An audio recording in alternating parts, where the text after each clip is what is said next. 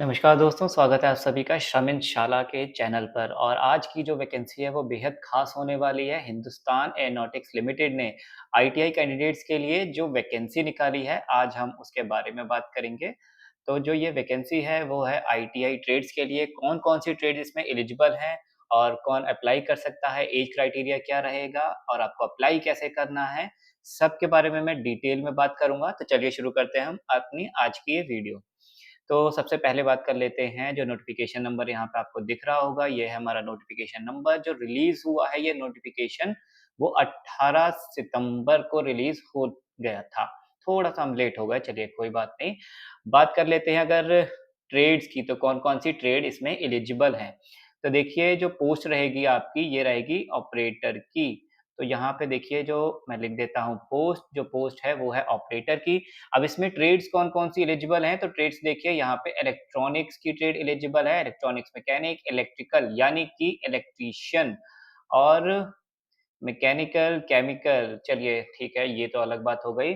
अब जो आईटीआई की ट्रेड्स हैं, देखिए ये है हमारी आईटीआई की ट्रेड्स, ये आई थिंक है डिप्लोमा के लिए। तो देखिए ये है हमारी डिप्लोमा की या फिर डिग्री की, डिप्लोमा, डिग्री और जो ये नीचे आपको दिखेगा सेकंड ऑप्शन में, ये है हमारे आईटीआई कैंडिडेट्स के लिए।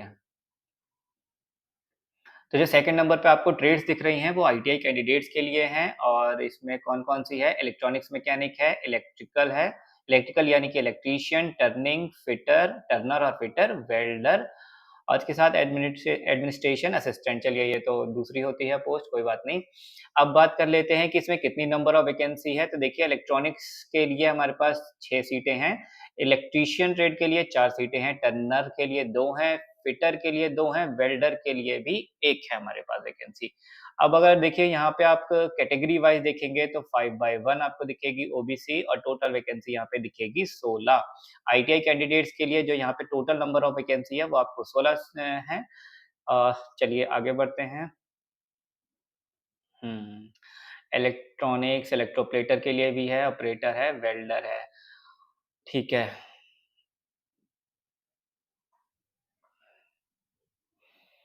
तो यहाँ पे कौन-कौन सी है Anfield post details operator electronics है, ऑपरेटर इलेक्ट्रोप्लेटिंग है, इलेक्ट्रोप्लेटर आईटीआई ट्रेड के लिए और दूसरी है वेल्डर ट्रेड के लिए। चलिए अब हम बढ़ते हैं अपने आगे नोटिफ़िकेशन की तरफ। अब देखिए इलेक्ट्रॉनिक्स मैकेनिक के लिए जो ये आपको दिख रहा होगा सेकंड नंबर पे ये है electronics mechanic, electronics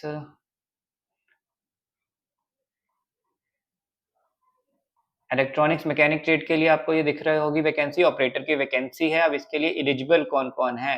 qualification, eligibility, ELI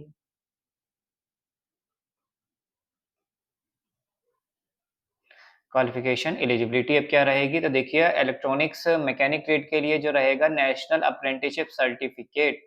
अब देखिए ये क्या है एनएसी, तो एनएसी है अप्रेंटिसशिप सर्टिफ़िकेट, अप्रेंटिस सर्टिफ़िकेट। चलिए ये अगर आपके पास 3 साल का अप्रेंटिसशिप सर्टिफ़िकेट है तो भी आप अप्लाई कर सकते हैं या फिर आपके पास 2 साल की आईटीआई ट्रेड होनी चाहिए इलेक्ट्रॉनिक्स मैकेनिक से और साथ में आपके पास नेशनल अप्रेंटिसशिप सर्टिफ़िकेट भी होना चाहिए। तो इसके लिए आपके पास क्या होना चाहिए?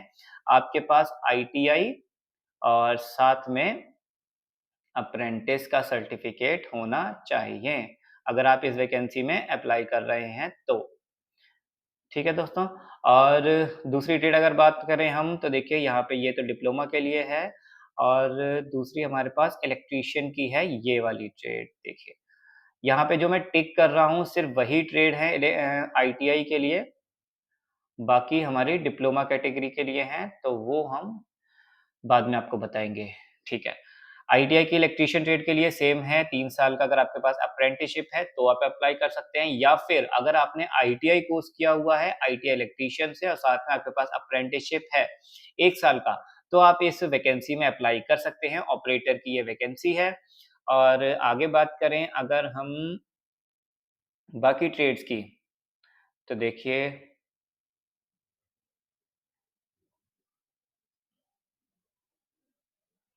हुँ, ठीक है। अब देखिए जो 8 नंबर पे आपको दिख रही होगी फिटिंग की, यानी कि ये है हमारी फिटर के लिए। जो आईटीआई फिटर के स्टूडेंट्स हैं उनके लिए ये वैकेंसी है। देखिए क्वालिफ़िकेशन जो है वो सेम है सभी के लिए, या फिर आपके पास अप्रेंटिसशिप होना चाहिए 3 साल का, या फिर आपके पास 2 साल का आईटीआई और साथ में एनसीवीटी से एनईसी नेशनल अप्रेंटिसशिप सर्टिफिकेट एनसीटीवीटी जो हमारा बोर्ड है उससे आपका अप्रेंटिसशिप ट्रेनिंग कोर्स भी होना चाहिए। आईटीआई और अप्रेंटिसशिप दोनों ही होना चाहिए। अगर सिर्फ़ आपके पास आईटीआई है तो आप अप्लाई नहीं कर सकते हैं। आईटीआई अप्रेंटिसशिप सर्टिफिकेट दोनों ही इसके लिए रिक्वायर्ड है। बाकी आईटीआई के लिए देखिए यहाँ पे टर्नर ट्रेड के लिए भी है, तो टर्नर वाले भी इसमें अप्लाई कर सकते हैं। क्वालिफ़िकेशन सेम रहेगी, 2 साल का आईटीआई कोर्स और साथ में अप्रेंटिसशिप सर्टिफ़िकेट। और यहाँ पे 10th नंबर पे आपको जो दिख रही है वैकेंसी वेल्डिंग ऑपरेटर की, तो ये है हमारी वेल्डर ट्रेड के लिए। वेल्डर ट्रेड के लिए भी सेम क्वालिफ़िकेशन है, 2 साल का आईटीआई कोर्स और 1 साल का अप्रेंटिसशिप कोर्स। इलेक्ट्रोप्लेटिंग जो हमारी ये ऑपरेटर की वैकेंसी है, ये है हमारे इलेक्ट्रोप्लेटर भाई-बहनों के लिए। इलेक्ट्रोप्लेटर, तो जो भी हमारे भाई-बंधु इलेक्ट्रोप्लेटर आईटीआई ट्रेड से पास आउट हैं, वो इस वैकेंसी में अप्लाई कर सकते हैं। यहाँ पे मैं लिख देता हूँ ट्रेड्स, आपको समझने में आसानी रहेगी। ठीक है दोस्तों, चलिए बढ़ते हैं हम आगे की तरफ। तो यहाँ पे देखिए मैंने आईटीआई की सभी वैकेंसी बता दी, टोटल कितनी ट्रेड्स हैं हमारे पास? Diploma, diploma, diploma, ITI. तो यहाँ पे हमारे पास है 1, 2, 3, 4, 5, 6। तो टोटल हमारे पास जो ट्रेड हैं वो 6 ट्रेड हैं।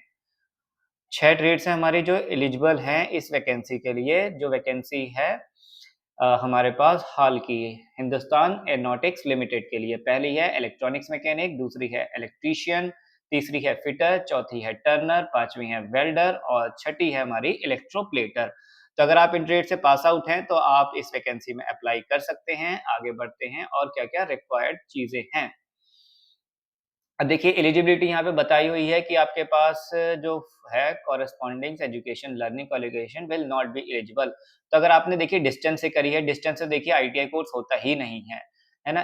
जो आईटीआई ट्रेड है, आईटीआई का जो कोर्स है वो रेगुलर बेसिस पे ही होता है, तो जो डिस्टेंस से हैं वो एलिजिबल नहीं होंगे। मैं मार्क कर देता हूँ जो इम्पोर्टेंट चीज़ें हैं। ठीक है, बाकी सारा अब देखिए आईटीआई वालों के लिए और कौन-कौन सा पॉइंट है, एक तो ये हो गया ज़रूरी और जो ज़रूरी पॉइंट है वो ये है, the qualification of ITI NSC here wool B mean regular full time course after 10th। अब 10th के बाद ही आपका स्टैंडर्ड जो आईटीआई कोर्स है वो होना चाहिए। 8th क्लास के बाद अगर आप आईटीआई कोर्स कर रहे हैं, वैसे तो ये जो ट्रेड्स मैंने मेंशन करी हैं, 8th के बाद नहीं कर सकते आप, 10th के बाद ही कर सकते हैं। तो एक ये चीज़ भी ज़रूरी है कि आपका फुल टाइम कोर्स होना चाहिए 10th स्टैंडर्ड के बाद में। और क्या चीज़ ज़रूरी है? The upper age limit. चलिए, अपर एज लिमिट बता देते हैं अब, एज लिमिट क्या-क्या है यहाँ पे? एज लिमिट की बात करें तो देखिए the upper age limit shall be 28 years, मतलब मैक्सिमम एज जो है जनरल और ईडब्ल्यूएस के लिए। जनरल और ईडब्ल्यूएस कैटेगरी के लिए एज है 28 ईयर। तो ये है मैक्सिमम एज, इस बात का ध्यान रखिएगा।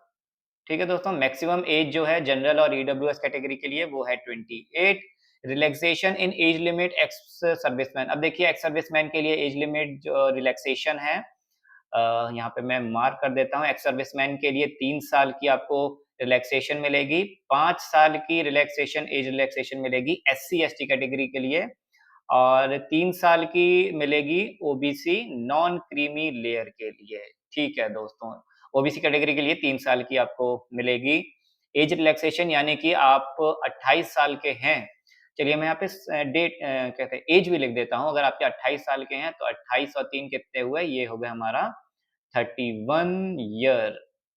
ठीक है दोस्तों, और जो हमारे एससी एसटी भाई-बंधु हैं, तो उनके लिए कितनी हो गई? 28 और 5 33 साल। ठीक है, 33 साल इनके लिए है और जो हमारे कैटेगरी हैं एक्स सर्विसमैन वाले, तो एक्स सर्विसमैन के लिए 3 साल लगा लें तो हमारे पास हो जाएगा 31 यानी कि 31 साल।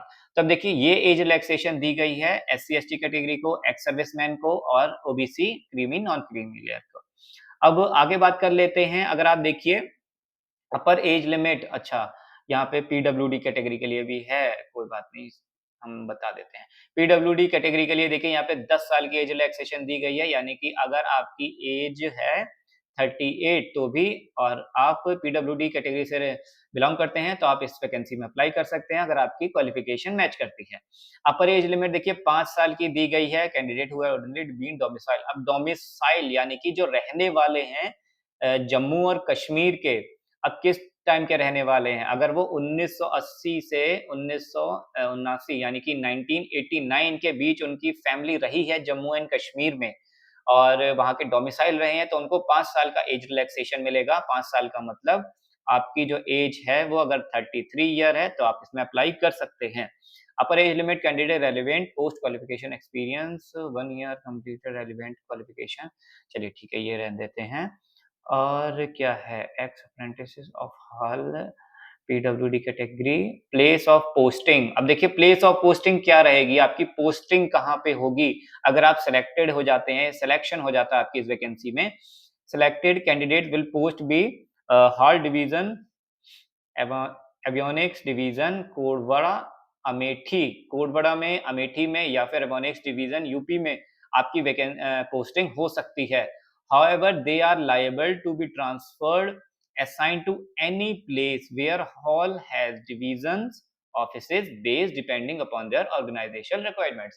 मतलब कि देखिए आपकी प्राइमरीली तो यहाँ पे हो सकती है कोडवा अमेठी में आपकी पोस्टिंग हो सकती है, लेकिन अगर हाल चाहेगा हिंदुस्तान एरोनॉटिक्स लिमिटेड का जो हमारा गवर्नमेंट डिपार्टमेंट है, अगर ये चाहेगा तो आपकी वैकेंसी को या फिर आपकी पोस्टिंग को कहीं भी शिफ्ट कर सकती है ऑल ओवर इंडिया। तो इस बात का भी खास ध्यान रखिए।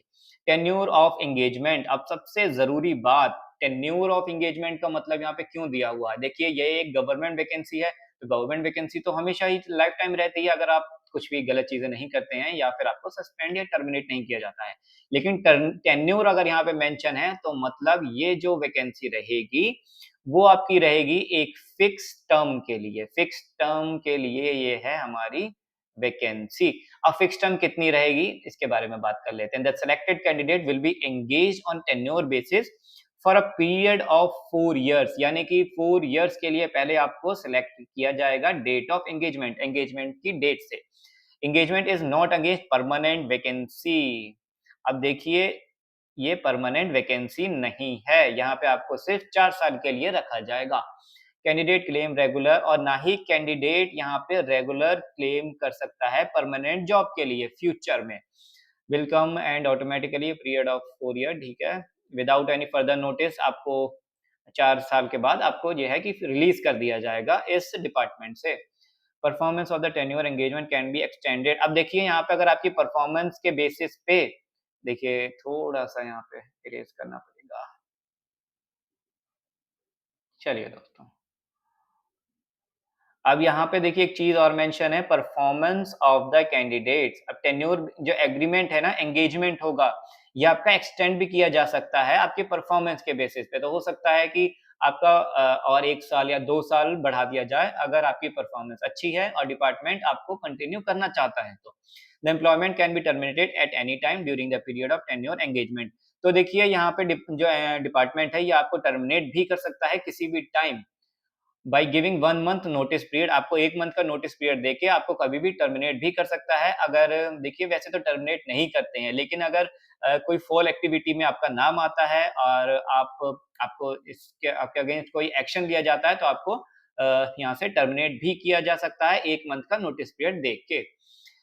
The tenure-based engagement will not confer any right to personal to claim status of regular employment। देखिए यहाँ पे आप किसी भी तरह का रेगुलर एम्प्लॉयी के लिए आप रिक्वेस्ट नहीं कर सकते हैं, ना ही आप कोई रिक्वायरमेंट कर सकते हैं कि मुझे रेगुलर परमानेंट बेसिस पे यहाँ पे सिलेक्ट कर लिया जाए।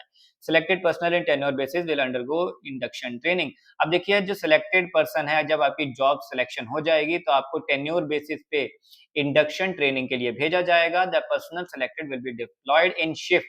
अब देखिए एक बात और खास यहाँ पे ये है कि जो पर्सनल जो वैकेंसी है, यहाँ पे आपको जॉब्स रहेगी तो आपकी जॉब रहेगी शिफ्ट वाइज़। इस बात का भी खास ध्यान रखिए। जॉब रहेगी आपकी शिफ्ट वाइज़। अब शिफ्ट देखिए कौन-सी रहेगी, मॉर्निंग रहेगी, इवनिंग रहेगी या फिर नाइट शिफ्ट रहेगी। ये तो देखिए चेंज होता रहता है, ऐसा कोई फिक्स शिफ्ट नहीं होती है। टाइम टू टाइम जो ये शिफ्ट है वो चेंज होती रहती है। 3 शिफ्ट मोस्टली मोस्टली 3 शिफ्ट चलती हैं। चलिए अब रिम्यूनरेशन यानी कि आपकी सैलरी की बात कर लेते हैं। आपको आखिर पैसा कितना मिलेगा, है ना? बात तो सारी पैसे की होती है। अब बेसिक पे देखिए, अगर बेसिक पे देखें तो यहाँ पे आपका जो C5 स्केल C5 है और स्केल D6 है। तो एक बार हम कन्फर्म कर लेते हैं D6 किसके लिए है और C5 किसके लिए है। अब देखिए यहाँ पे जो इलेक्ट्रिकल हाँ, आईटीआई वाले जो हमारे कैंडिडेट हैं, वो आते हैं C5 में, C5 कैटेगरी में। ये है हमारा C5, तो हम ये देखेंगे आईटीआई, ठीक है। ये आईटीआई वालों की सैलरी है, बेसिक पे रहेगा आपका 22,000। DA, DNS allowance, HRA house rental allowance, आपको जो फिक्स उनके रेट्स रहेंगे वो मिलेगा। पर्क्स, पर्क्स देखिए आपको एक्स्ट्रा बेनिफिट मिलेगा 25% आपका बेसिक पे का, और यहाँ पे लमसम मेडिकल एक्सपेंस आपको ₹1500 मिलेंगे, और other benefits as per hall rules. तो जो भी हिंदुस्तान एरोनॉटिक्स लिमिटेड का रूल्स होंगे उसके अकॉर्डिंग आपको अदर अलाउंसेस और बेनिफिट्स दिए जाएँगे। ठीक है दोस्तों, चलिए अब आगे बढ़ते हैं और क्या-क्या चीज़ें यहाँ पे मेंशन हैं जो आपके लिए जानना बेहद ज़रूरी है। अ, ठीक है, सिलेक्शन प्रोसीजर के बारे में बात कर लेते हैं। अनरिज़र्व्ड ईडब्ल्यूएस और ओबीसी कैटेगरी के लिए क्वालिफाइंग परसेंटेज 60% से अबव होना चाहिए, यानी कि अगर आपका 100 मार्क्स का है एग्ज़ाम, तो 60 मार्क्स से ज़्यादा आप आएँगे जब लाएँगे तभी आप एलिजिबल होंगे इस मेरिट लिस्ट में आने के लिए, और एससी, एसटी, पीडब्ल्यूडी कैटेगरी के लिए 50% मार्क्स से आपको ज़्यादा लाने होंगे। तभी आप पासिंग मार्क्स हैं ये आपके, ठीक है? ये है हमारे क्वालिफाइंग यानी कि पासिंग परसेंटेज। ठीक है दोस्तों, जो ये है हमारी पासिंग परसेंटेज है, if the number of vacancy percentage increases. ठीक है, और क्या है ज़रूरी? The date time will written test initiated to be shortlisted eligible email website in the email provided format the same will also be hosted in the. अब देखिए यहाँ पे जो टाइम और डेट है, यानी कि आपका एडमिट कार्ड है वो आपको ईमेल पे मिल जाएगा, और साथ में हॉल की वेबसाइट पे भी मिल जाएगा। यहाँ पे मैं लिख देता हूँ, यहाँ पे जो आपका एडमिट कार्ड है, एडमिट कार्ड, जो आपका एडमिट कार्ड होगा, वो आपको आपकी ईमेल और हॉल की वेबसाइट से आप डाउनलोड कर सकते हैं एग्ज़ाम में फिल करने के बाद, मतलब अप्लाई करने के बाद। रिटन टेस्ट जो आपका रहेगा वो 2.5 घंटे का रहेगा। यहाँ पे देखिए, यहाँ पे 2 1/2 लिखा है, यानी कि आपका 2.5 घंटे का 2.5 आवर्स का रहेगा। Test will be 3 parts, 3 parts में होगा आपका टेस्ट। एमसीक्यू, एमसीक्यू फॉर्म में होगा। पार्ट 1 में क्या होगा? 20 क्वेश्चन्स ऑन जनरल अवेयरनेस पे रहेंगे। पार्ट 2 में होगा 40 क्वेश्चन्स इंग्लिश और रीजनिंग के। अब बात कर लेते हैं पार्ट 3 का, तो पार्ट 3 में देखिए हमारे पास consist of 100 questions on concern discipline, यानी कि आपकी ट्रेड से related. Each questions carries 1 mark. अब देखिए जो कंसर्न डिसिप्लिन है, ये है हमारा ट्रेड क्वेश्चंस। ठीक है दोस्तों, ट्रेड क्वेश्चंस रहेंगे आपके। अब रहेंगे कितने? 100 क्वेश्चंस रहेंगे।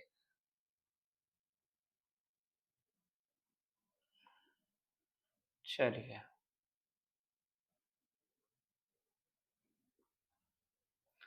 यहाँ पे आपके 100 क्वेश्चंस रहेंगे ट्रेड से related. Candidate will have to appear in written test at their own cost. आपको किसी भी तरह का क्या कहते हैं, टिकट की पैसे नहीं दिए जाएँगे, जैसे कि रेलवेज़ में होता है। आपको अपनी खुद की कॉस्ट पे, अपने खुद के खर्चे पे आना होगा। Candidates are required to bring admit card, one of the original photo identity card. आपको अपना एडमिट कार्ड लेके जाना है, जो कि आपको पता ही होगा। साथ में आपको एक आइडेंटिटी कार्ड लेके जाना है, चाहे वो वोटर्स आईडी हो, ड्राइविंग लाइसेंस हो, Aadhaar card, passport, PAN card, ID card authorised होना चाहिए, ठीक है? और along with Xerox copy of photo ID card. अब देखिए यहाँ पे क्या होता है ना, काफ़ी सारी जो गवर्नमेंट की वैकेंसीज़ होती हैं, चाहे वो हमारी यूपी पुलिस की हो, या फिर डीआरडीओ की हो, या रेलवेज़ की हो, तो वहाँ पे सिर्फ़ आईडी कार्ड माँगा जाता है, आपका एक ओरिजिनल कॉपी। लेकिन यहाँ पे साथ में देखिए ID card along with Xerox copy of photo ID a, sorry, चलिए। ज़ेरॉक्स कॉपी भी माँगी है यहाँ पे आपकी, सेल्फ अटेस्टेड जो आपकी ज़ेरॉक्स कॉपी भी लगेगी, कॉपी ऑफ फोटो आईडी। तो फोटो आईडी की एक ज़ेरॉक्स कॉपी भी लेके जाएँ, साथ में जब आप अपना एग्ज़ाम देने जाएँगे। Selection of candidate will be done on marks scored written test only in the order of merit. अब देखिए सिलेक्शन आपका कैसे होगा? सिलेक्शन होगा आपके जो आपने मार्क्स स्कोर किए हैं, अपने एग्ज़ाम में मेरिट लिस्ट के बेसिस पे। और क्या ज़रूरी इन्फॉर्मेशन है? डॉक्यूमेंट वेरिफ़िकेशन, ठीक है। ये इस नोटिफ़िकेशन का मैं आपको पीडीएफ लिंक डिस्क्रिप्शन बॉक्स में मैंने मेंशन किया हुआ है, आप डिस्क्रिप्शन बॉक्स से ये पीडीएफ डाउनलोड कर सकते हैं अगर आपको और भी चीज़ें अच्छे से पढ़नी है और चीज़ें समझनी है। वैसे तो मैंने सभी इम्पोर्टेंट चीज़ें आपको समझा दी हैं, लेकिन फिर भी अगर आपको कुछ चीज़ मिस हो रही है, आपको ऐसा लग रहा है, तो आप न डिस्क्रिप्शन बॉक्स से ये नोटिफ़िकेशन डाउनलोड कर सकते हैं।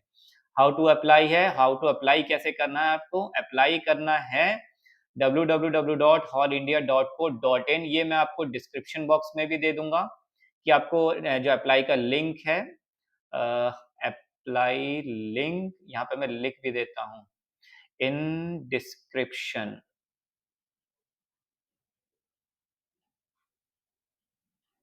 चलिए ठीक है, इसका आपको अप्लाई लिंक डिस्क्रिप्शन बॉक्स में भी मिल जाएगा, आप डिस्क्रिप्शन बॉक्स चेक करेंगे तो। और क्या इन्फॉर्मेशन है? और इन्फॉर्मेशन है हमारी एप्लीकेशन फीस, कितनी आपको पैसे देने होंगे इस एग्ज़ाम में अप्लाई करने के लिए। The candidates are required to deposit an application fee of 200। अब ₹200 फीस है और कौन से के लिए है? ये तो देखिए जो फीस होती है ना, वो मोस्टली होती है जनरल, ईडब्ल्यूएस और ओबीसी कैटेगरी के लिए। ओबीसी कैटेगरी के लिए 200 फीस है, जनरल के लिए भी 200 है, ईडब्ल्यूएस के लिए भी 200 है। अब इनकी तो किस्मत ही खराब है, क्या कर सकते हैं, कोई बात नहीं। व्हिच इज़ नॉन रिफंडेबल, ये आपकी रिफंड नहीं होगी, इस बात का खास ध्यान रखिए। exempted in the case of SC, ST, PWD, इनकी है नो फीस। इन्हें किसी भी तरह की फीस देनी नहीं पड़ेगी। वेलफेयर बोर्ड, ठीक है। और क्या इन्फॉर्मेशन है, आप चालान के थ्रू भी करवा सकते हैं और ऑनलाइन यूपीआई के माध्यम से भी फीस डिडक्ट करवा सकते हैं। UPI, credit card, debit card, देखिए सभी ऑप्शन अवेलेबल रहते हैं फीस सबमिट करने के लिए। आपने पहले भी फॉर्म अप्लाई किए होंगे तो आपको पता ही होगा ऑनलाइन फीस कैसे कटाते हैं। General conditions uh, only Indian nationals are eligible, हाँ, वो तो ठीक है। Only Indian nationals are eligible, इस बात का भी ख़ास ध्यान रखिएगा, बाहर के लोग अलाउड नहीं हैं। और क्या ज़रूरी इन्फॉर्मेशन है? तो हाँ दोस्तों, ठीक है, बस इतनी इन्फॉर्मेशन थी हमारी जो हाल की वैकेंसी है, हिंदुस्तान एरोनॉटिक्स लिमिटेड, जो हमारी ये वैकेंसी है, वो थी हमारे आईटीआई स्टूडेंट्स के लिए। आईटीआई के स्टूडेंट्स कौन-कौन सी ट्रेड के लिए? तो देखिए यहाँ पे मैं एक बार ट्रेड फिर से दिखा देता हूँ। यहाँ पे जो आपको ट्रेड दिख रही हैं, इलेक्ट्रॉनिक्स मैकेनिक, इलेक्ट्रॉनिक्स और अप इलेक्ट्रीशियन, सॉरी, ये जो हमारी है ये इलेक्ट्रीशियन की है, ये इलेक्ट्रॉनिक्स मैकेनिक की है, फिटर के लिए है, वेल्डर, टर्नर और इलेक्ट्रोप्लेटर। तो टोटल हमारी जो ट्रेड है वो 6 ट्रेड्स एलिजिबल हैं, 6 ट्रेड्स एलिजिबल हैं, 6 आईटीआई ट्रेड्स वैकेंसी। चलिए दोस्तों, यहाँ पे मैंने आपको डिटेल में ये नोटिफ़िकेशन बता दिया है, अगर आपकी फिर भी कोई भी क्वेरी है, आपको कोई भी चीज़ समझ में नहीं आई हो, तो आप हमारे कमेंट्स बॉक्स में पूछिए, आपकी जो भी क्वेरी है और इस नोटिफ़िकेशन के पीडीएफ का भी लिंक आपको डिस्क्रिप्शन बॉक्स में मिल जाएगा और इसके साथ में भी अप्लाई करने का भी लिंक आपको डिस्क्रिप्शन बॉक्स में मिल जाएगा। तो कैसी लगी आपको ये वीडियो? अगर पसंद आई हो, तो वीडियो को लाइक और चैनल को सब्सक्राइब करना बिल्कुल ना भूलें। मैं आशुतोष सिंह फिर से आपसे मिलूँगा एक नए नोटिफ़िकेशन के साथ, तब तक के लिए देखते रहिए शम इंशाल्लाह।